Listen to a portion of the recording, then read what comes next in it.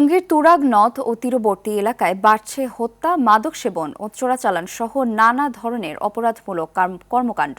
গেল এক বছরে নদ থেকে উদ্ধার করা হয়েছে ২৯টি মরদেহ, যার ২৬টিতেই ছিল আঘাতের চিহ্ন। নৌপুলিশ বলছে, পর্যাপ্ত নৌযান ও জনবল না থাকায় টহল জোরদার করা সম্ভব হচ্ছে না এসব স্থানে। টঙ্গী সংবাদদাতার পাঠানো তথ্যচিত্রে জানাচ্ছেন সাকিব আল হাসান।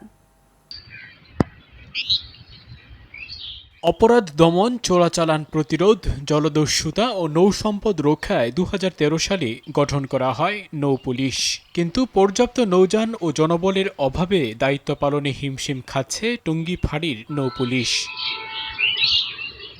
একজন উপপরিদর্শক, দুজন সহকারী উপপরিদর্শক ও ৭ জন কনস্টেবল নিয়ে চলছে ফাঁড়ির কার্যক্রম। নৌপুলিশের দেয়া তথ্য অনুযায়ী গত এক বছরে টঙ্গীর তুরাগ নদ থেকে উদ্ধার করা হয়েছে ২৯টি মরদেহ, যার মধ্যে ২৬টি মরদেহে পাওয়া গেছে আঘাতের চিহ্ন। অপরাধ দমনে কিংবা লাশের সন্ধান পেলে বোট ভাড়া নিয়ে যেতে হচ্ছে ঘটনাস্থলে। শিয়া বাটার ও ভিটামিন সমৃদ্ধ লিলি বিউটি সোপ, তারুণ্যময় উজ্জ্বল ত্বকের জন্য। নিয়মিত মনিটরিং না থাকায় চলছে এসব অপরাধমূলক কর্মকাণ্ড।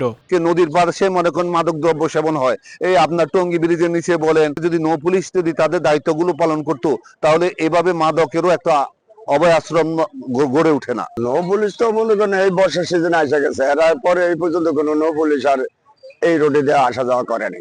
নৌযান ও পর্যাপ্ত জনবল সংকটের কথা জানালেন এই পুলিশ কর্মকর্তা।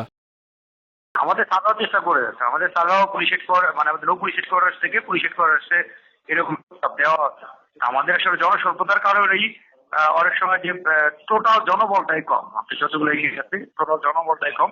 জনবল যদি এখানে বাড়ানো হয় এবং লজিস্টিক সাপোর্ট বাড়ানো হয়, সেক্ষেত্রে আরো আমরা ভালো সেবা দিতে পারবো। নদীপথে নিরাপত্তা নিশ্চিত করতে নৌপুলিশকে আরও সক্ষম ও আধুনিকায়ন করা জরুরি বলে মনে করছেন বিশেষজ্ঞরা। সাকিব আল হাসান, RTV।